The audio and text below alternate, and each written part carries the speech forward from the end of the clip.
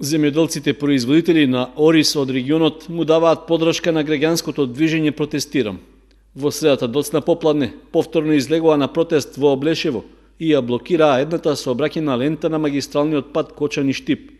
Со испишана порака, никогаш повеќе ваква власт, рекоа дека сакаат уште еднаш јавно да го искажат незадоволството од однесувањето на одговорните во Министерството за земјоделство, од каде не добиле одговор дали ќе се изврши интервентен откуп за државните стокови резерви. Земјоделците се уште го чуваат оризот од минатогодишната реколта, а веќе прават нови задолжувања поради трошоците за сеидбата за оваа сезона.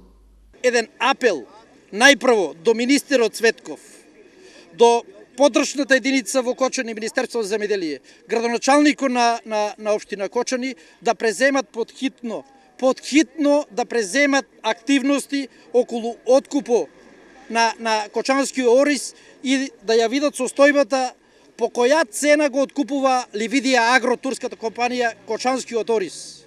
Овие земјоделци зберени тука ги интересира поточно зошто не си ги откупува своите дадени семејски материјали, така речени турски семења, ни го увезува сега од Италија и од Бугарија со назнака на пакувањето кочански ориз на странските наши пазари во Косово, во Босна, во Србија.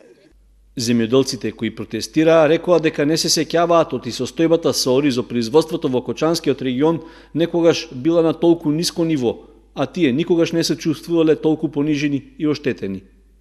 Кочански ориз пропадна на нула, жално ова е. Па ако не треба тука да штрекуваме луѓето, на владата да довме, ние ќе се организираме сега штрајк пред турската фирма, пред турската компанија и да си оде за Турција. Не ни треба тука.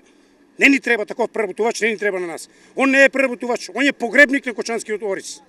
Со овие цени, и со оризот, и со пченката, и со родот, значи со земјоделието треба да му се стави крст и да се забрани во Македонија никој да не се бави со земјоделие. Не иде овака. Или треба да седне на маса да се разгледат можностите, да појде земјоделието напред, или никој да не занимава со земјоделие. Па младите ни бегат од Македонија испобега. Никој не сака да се занимава со земјоделие. Докара го народот да просе залепи, сега играт со него како сакат, ама те ќе ги враќат у село граѓаните, ќе видиме, добро ќе биде. Видиш од една крава колку пари ќе може станат на грујот, 172.000, добро е. А овдеја пазарите ги затворија да не може човек и 2 прасиња кои има да ги продае. Не бива, ништо не бива од оваа држава, нема. Блокадата на патот што ја организираа земјоделците траеше околу 1 час и се помина во мирна атмосфера. Рекоа дека дел од нив и покрај лошата состојба во која се наоѓаат се исплашени од реваншизми, па не им се придружиле на протестот. Сепак не се откажуваат од своите барања и ќе продолжат јавно да го манифестираат незадоволството на сличен начин.